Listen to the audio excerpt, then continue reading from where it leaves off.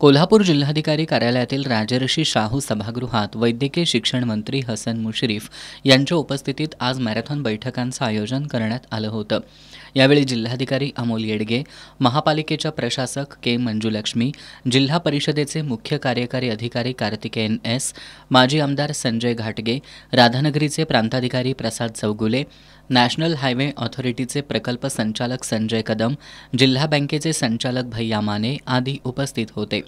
यावेळी बोलताना मंत्री मुश्रीफ यांनी पुणे ते कोल्हापूर या राष्ट्रीय महामार्गाचं काम येत्या 31 जानेवारी अखेर पूर्ण झालं नाही तर या महामार्गावरील टोल नाके रद्द करण्याची मागणी केंद्रीय मंत्री नितीन गडकरी यांच्याकडे करू असं सांगितलं।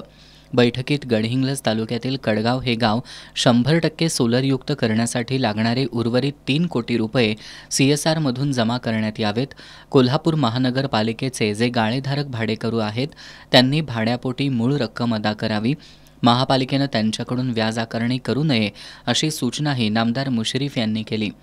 यावेळी त्यांनी मौजे बेलेवाडी मासामधील महार वतन जमीन संपादन, गडहिंग्लज वडरगे रोड मार्गावर विकसित होणाऱ्या क्रीडा संकुलाच्या हद्दीतील वृक्षतोड, आंबे ओहोळ मध्यम प्रकल्प पुनर्वसन या प्रलंबित विषयांचाही आढावा घेतला।